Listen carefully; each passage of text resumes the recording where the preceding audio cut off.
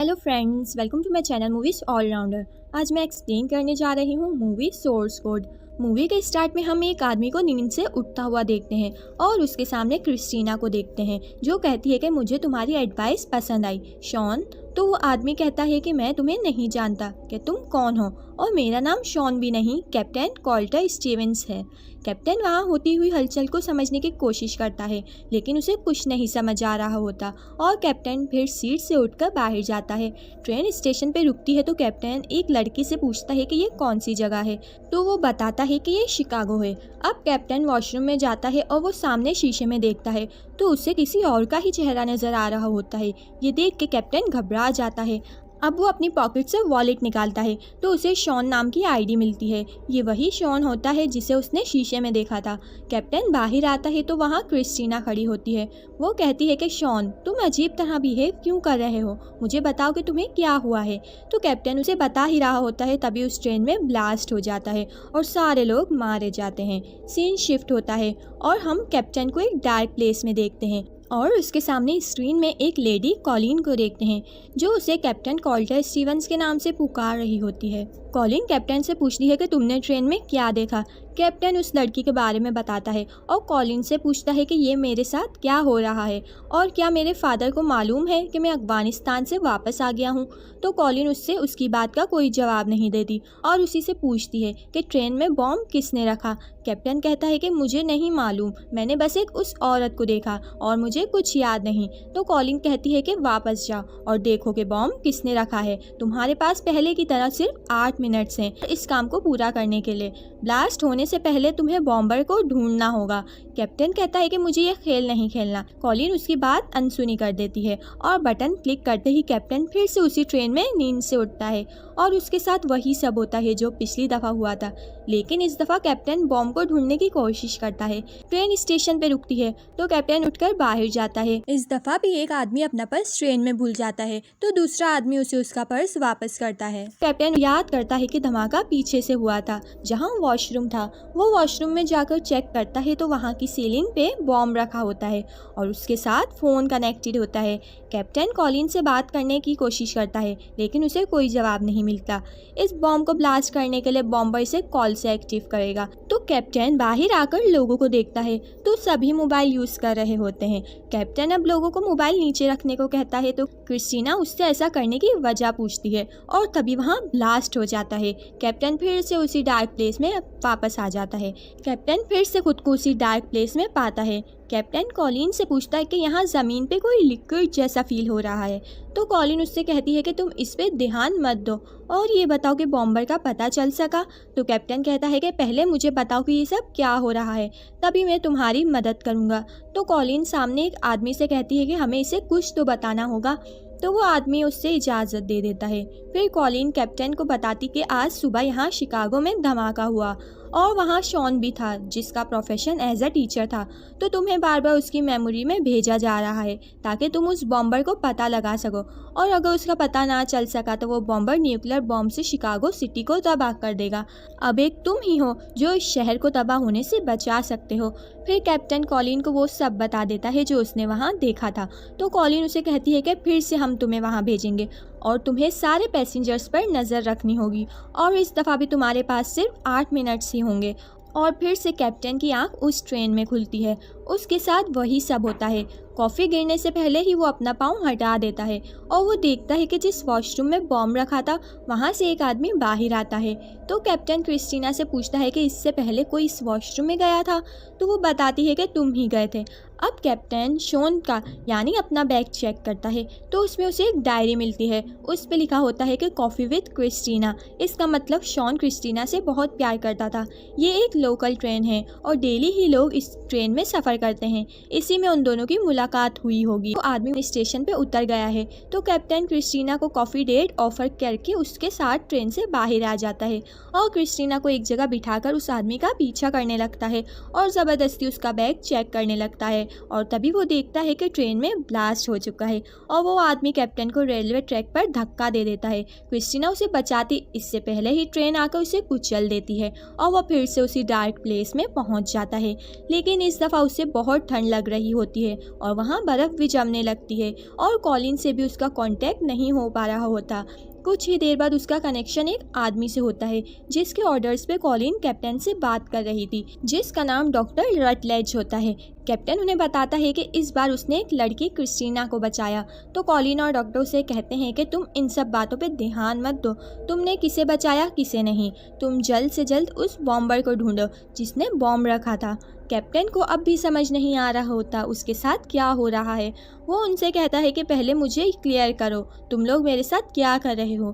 Captain के insist करने पर डॉक्टर उसे बताता है कि मरने के बाद इंसान का दिमाग कुछ घंटों तक काम करता है।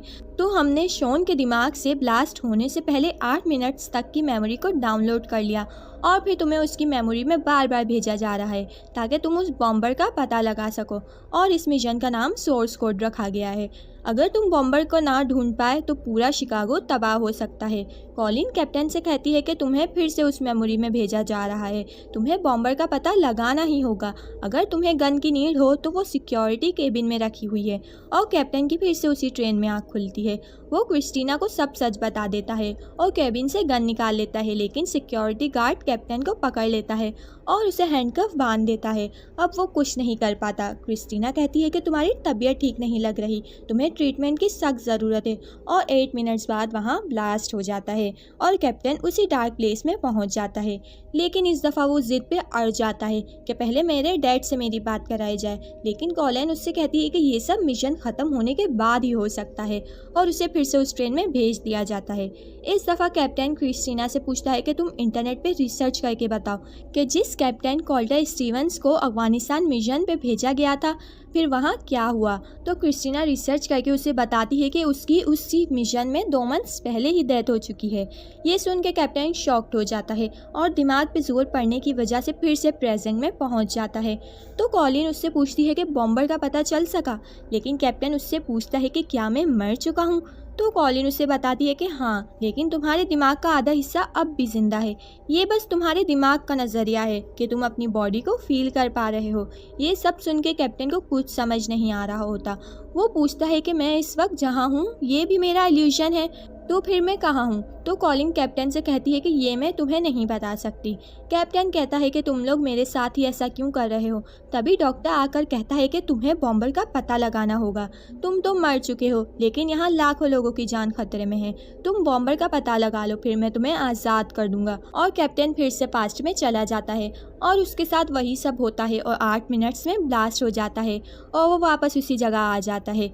वो इस दफ़ा भी फेल हो चुका था। अब डॉक्टर उसे बताता है कि तुम एक सुपर हीरो हो और हम जानते हैं कि तुम ये मिशन कंप्लीट कर सकते हो।